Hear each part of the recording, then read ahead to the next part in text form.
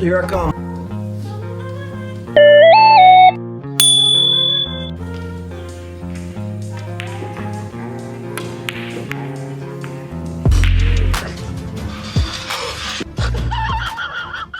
Ito isang laban ni Efren Bata Reyes, mga kabilyard, heel to heel match. Efren Reyes versus Bergman. Dito makikita natin kung paano tapusin ni Efren Reyes itong final rock. At dito nga nag-break si Efren Reyes, no?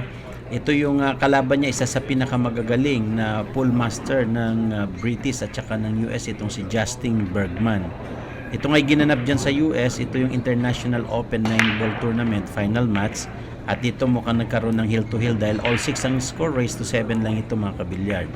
At dito makikita natin may magandang tira itong si Efren Reyes. 9 ball yan, raised to 7 at with alternate breaking format. Si Efren pa rin ang nasa table, tingnan natin kung ma-run out niya ito.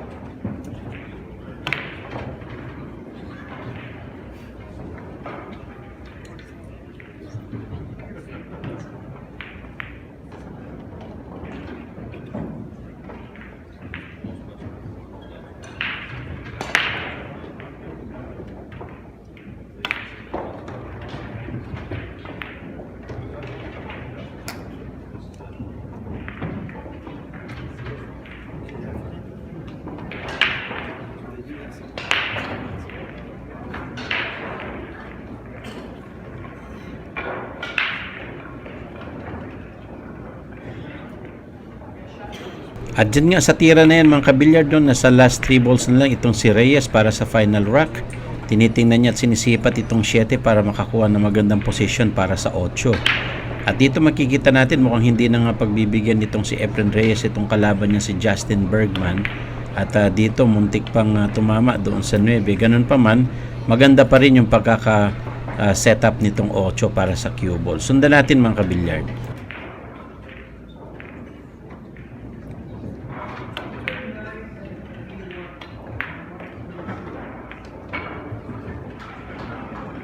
At dito nga makita natin nag-concede na itong si Justin Bergman, no? Sports green yan. Kaya panalo sa championship match si Reyes at mag-claim siya ng 25,000 US dollar. At dito naman sa pangalawang laban ni Efren Reyes, ito yung laban niya kay Oi Naoyuki ng Japan.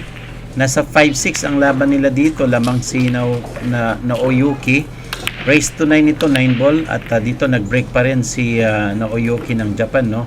Makikita natin dito, mapapansin natin talagang magaling itong Japanese pool master na ito, at nandito lang si Reyes nanonood sa kanyang kalaban. At makita natin nasa elimination round, no, itong laban na ito, pero tingnan natin kung paano humabol si Efren Reyes.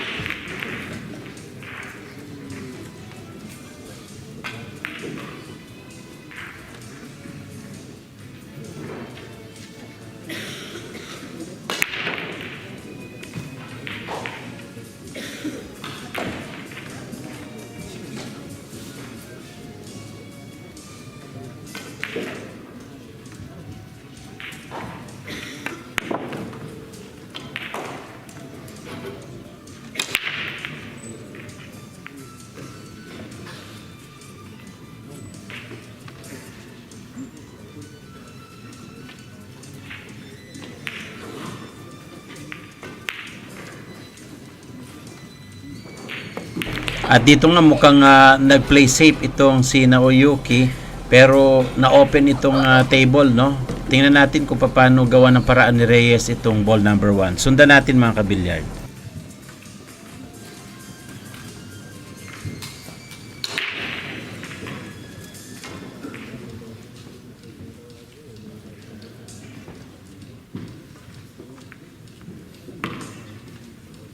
At dito nga mukhang iko-corner pocket ni Reyes itong uno at mukhang may chance na makarambola, no. Yun nga, kinarambola yung 9, pumasok yan.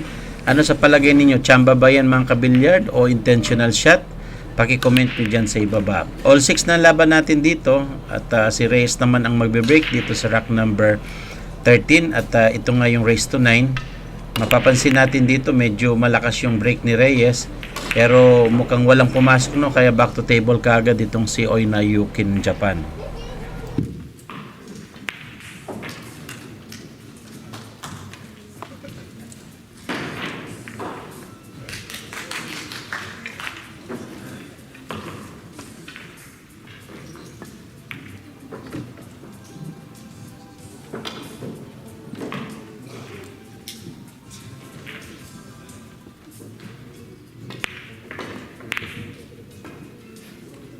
Adyan nga sa tinarayan na yan, sumablay itong si Naoki, back to table si Reyes. All 6 ang laban natin, mukhang may chance si Reyes na maikot at may run out niya itong table na ito. Sundan natin kung paano mag shoot si Reyes sa rack number 13.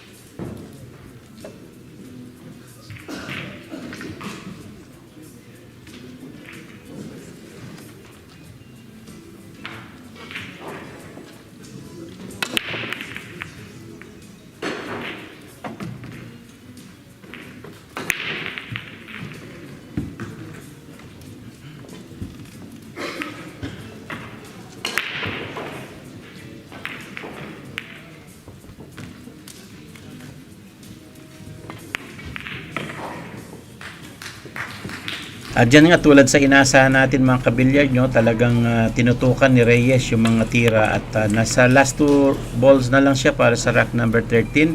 Mukhang may chance na umabante si Reyes dito sa rack na ito. At dito nga aiming siya sa 8, mukhang mag-stop ball itong si Reyes. At yung kinuha niya sa spin para makaposisyon dito sa 9. Aiming si Reyes na sa last ball sa rack 13, mukhang abante ng 1 puntos si Reyes dito. At yan nga, naipasok ni Reyes yung 9. Panalo si Reyes sa rack na yan. 7-6, no? Mukhang nakalamang na nga dito si Efren Bata Reyes. Susunod na rack 14, si Reyes ang magbe-break dahil nga alternate breaking format ito mga kabilyard. Kaya sundan pa rin natin.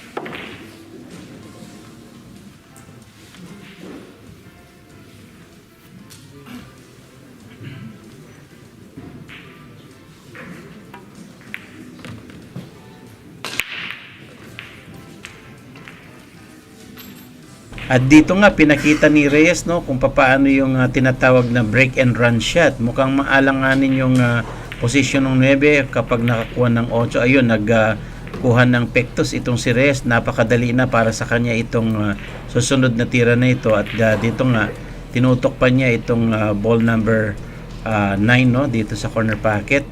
At mapapansin natin talagang hindi pinagbigyan ni Reyes. Mauna ba sa rack top of the hill? Ayun nga. 8-6 ang score natin. Sa top of the hill ang labanan. Itong si Naoyuki naman ang magbe-break sa rack number 15. Tingnan natin kung makabawi dito si Naoyuki. Malakas ang break na yan. Tingnan natin kung may papasok. Mukhang masama yung break. Walang pumasok. Kaya back to table si Efren Reyes.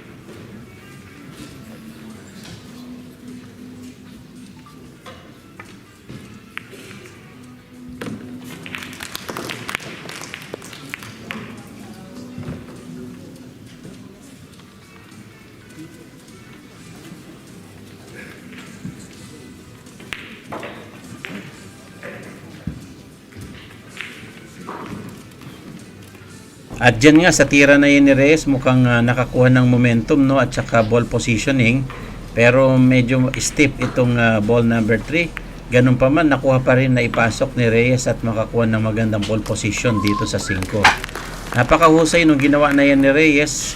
Tingnan natin kung ma-run out niya itong final rack.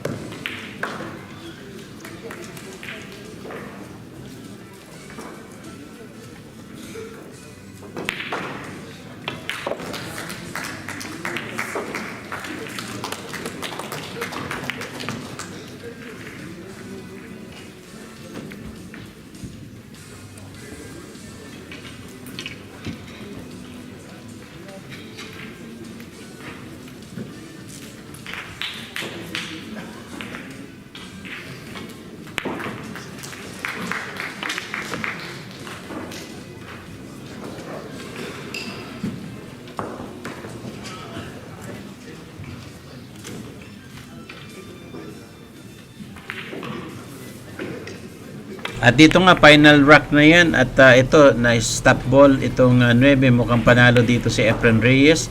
Thank you guys for watching. See you on my next video and don't forget to subscribe.